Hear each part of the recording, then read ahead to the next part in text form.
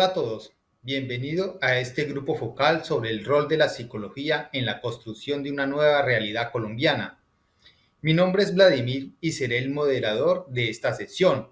Hoy nos acompañan 4 estudiantes del programa de psicología de la UNAM: Brandon, Brian, Angie y Diana.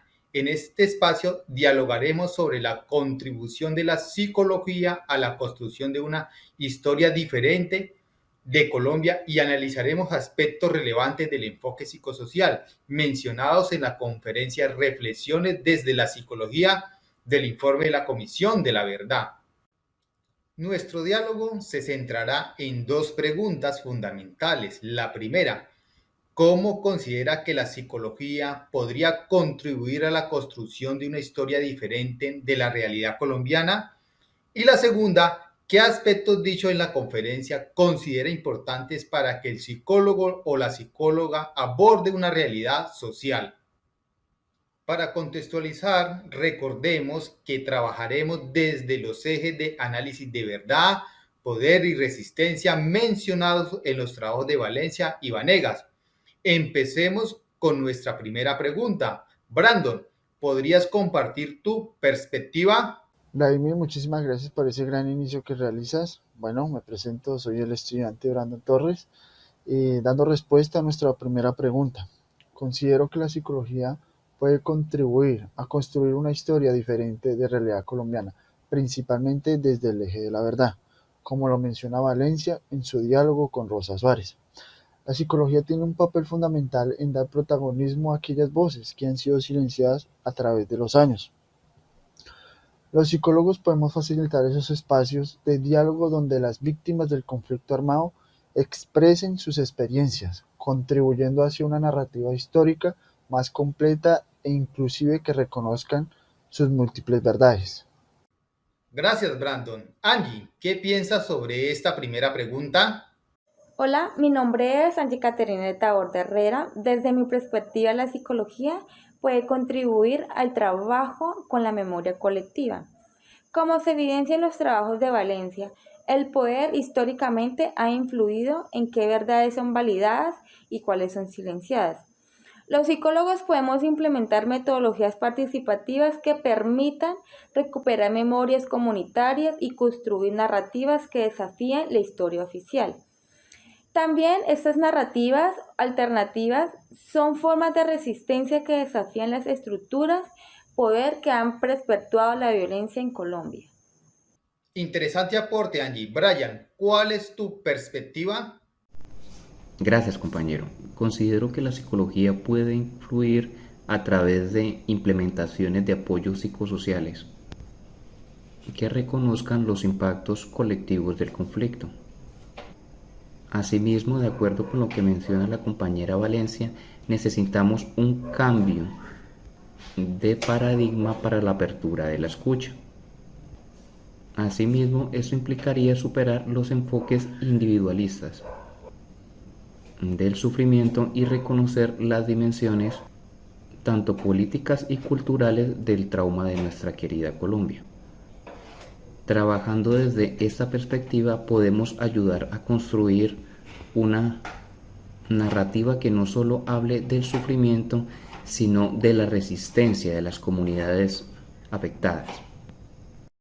Muy pertinente tu comentario, Brian. Diana, ¿nos compartes tu visión?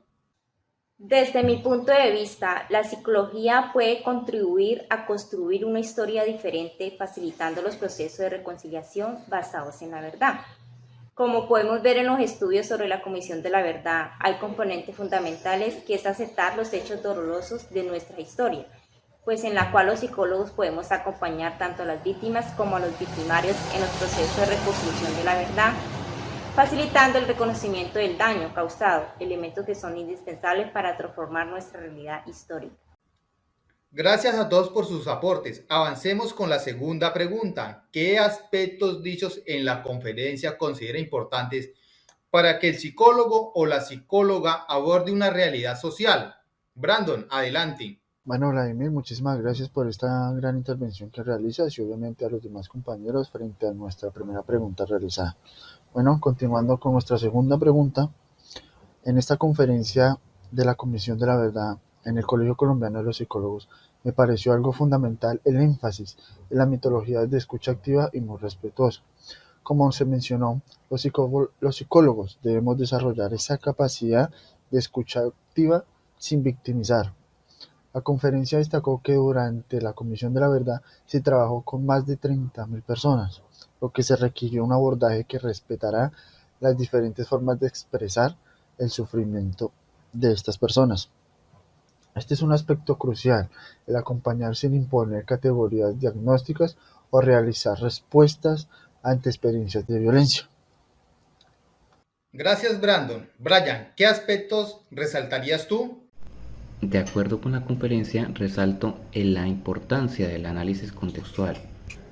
Asimismo, el psicólogo que aporta estas necesidades debe comprender que el sufrimiento no solo se produce en el vacío, sino que también en contextos históricos, como lo mencionan en la conferencia.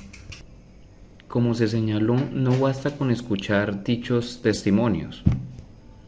Es necesario analizarlos dentro de patrones más amplios de violencia y poder. Eso mismo requiere que nosotros como psicólogos ampliemos nuestra formación hacia campos como la historia y la sociología, para entender las dinámicas integrales sociales que podemos intervenir. Muy pertinente, Brian. Angie, ¿qué aspectos destacarías? Bueno, de la conferencia destacaría la ética del acompañamiento psicosocial. Se mencionó que muchos familiares de víctimas enfrentaron por primera vez a los perpetuadores situación de alta complejidad emocional. El psicólogo debe posicionarse éticamente reconociendo que no existe neutralidad frente a las violaciones. Esto significa perder objetividad profesional, sino comprender que nuestro trabajo tiene implicaciones políticas y que debe orientarse hacia la justicia social y no a la repetición de hechos violentos. Gracias, Angie. Diana, adelante con tu perspectiva. De la conferencia destaco la importancia de reconocer y trabajar con las diversas expresiones de resistencia. Como se menciona, muchas víctimas y comunidades han desarrollado estrategias propias para afrontar la violencia y preservar su dignidad. El psicólogo debe de identificar y fortalecer estos recursos comunitarios en lugar de imponer modelos externos y de intervención. La conferencia señaló cómo algunas comunidades transformaron el dolor en expresiones artísticas o formas de organización política. Nuestra labor como tal debe de potenciar estas expresiones de resistencia que existen en los territorios. Ahora me gustaría que profundicemos un poco más. Brando, ¿cómo integrarías verdad, poder y resistencia en el trabajo psicológico con comunidades afectadas? Por supuesto que sí, Vladimir, vamos a profundizar un poco sobre verdad, poder y resistencia.